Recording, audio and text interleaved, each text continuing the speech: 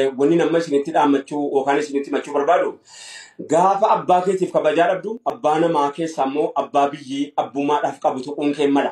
Atoo birmaduudhaa ilmoo namaati rakkoo abbaa keetii rakkoo haadha keetii rakkoo jireenya keetii si baase maaluma jettee adara rabbii namoota akkanatti kabajaa wal biraa qabu maaluma jettee waa jetteen arrabni kee akka uummati si diriiree waa si jedheen adara rabbii isaayyuu uummata duniyaarra hin jirre yeroo waa jettu yakka lammaffaan immoo maaliif jennaan gaafa sana hojiin isaaniitii warraa dhaabbateera.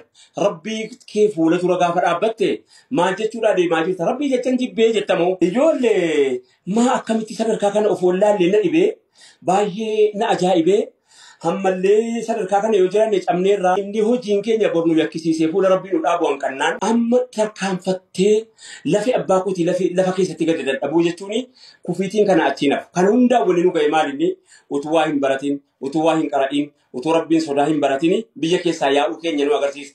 Hundaan jedhaan jiru immoo bara dhiyeenyaa kana waggaa afurii asii waan durii hin qabne haala addaa tokko fidan inni kuni badhaadhina jedheessa kana achi balfee achi dhiiba. Inni kuni adda bilisummaa Oromoo deeggaree adda maal kaafaa'u waa oodanuu isaa jira miti gaasaa danatee kana afaan mimmi'oo bakka kaayyoo hundaa barreessee qubee oo funyoon nu takaalee nu hidhee gaadi'oo tolfataa gorfataa uummata doodi'oo.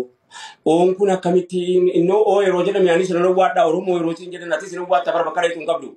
Garee filatanii garee siyaasaa. Inni tokko badhaadhina haa ta'u kamaa ture dhibeera anaam namaa bara. Inni tokko jennaan inni tokko immoo dhaabaa bilisummaa Oromoo deeggara. Inni tokko dhaaba jinnii deeggara. Ilaa asitti wanni isinii galuu qabu. Badhaadhina waggaa 4 dhufe tura anatu hangafa. Badhaadhinii booddee kooti. Si'isa waggaa 4 kana badhaadhina ta'e irraa situnaa hangafa. Badhaadhinni achi booddeedha. Achi booddee.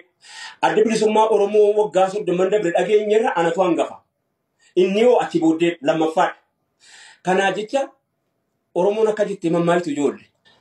Hangafa doofe quxisuu karra dhaalaa. An maal ta'e jennaanii waanan deeggaruuf waanan hin deeggarratti moggaaftee dabarfattee abbaa koo isa boolloo jiruu isa itti jedhu tuqxamaa. Namni abbaa ofiitiif kabajaa qabu. Namni gosa ofiitiif kabajaa qabu. Namni safuu namoomaa qabu. Namni amantii qabu. Namni birmadooma qabu. Namni haadha irraa dhalate qabu. Abadan hayyuu dhiisi. Hayyuu beekaa biyyaa, uummata biyyaa, gaaddisa biyyaa, shamsiyaa yookaan xilaa dhaban. Jala xilaan jalaa dhaamsitaa, xilaan jalaa dhaamsitaa. Xilaatti na jalaa uwwuu jedhama garkuun xilaa jarri. Ani bari isii jala dhokadheetan kabajaa jaraatii fi dhiira akka sanaatu nutti dhalataadhaaf asitti na kabajanii na dhiisanii baran. Toniif sittiin bakkaatiin. Jara sana rookootu gadi baasi malee jireenyaan yoo fudhatte wallaahi tokkoon seenaa jaraa qoradheen qaba. Yaa kan an dhihaa jettee isa kanaan waa jedhaa jirtu. Yoo Yahudoonni si ergatanii rabbi nu keessaa si haa cabsu. Yoo munaafiqummaaf ta'e. Yoo immoo wallaaluma ta'e immoo rabbiin siif abanuun jedha rakkuman dur jedhee beeku gaafa. Wallagga keessa taa'ameeti Jimmaa arrabsama. Jimma keessa taa'amee Arsiin arrabsama. Arsii keessa taa'ameeti Harargeen arrabsama. Harargee keessa taa'amee Walloo arrabsama.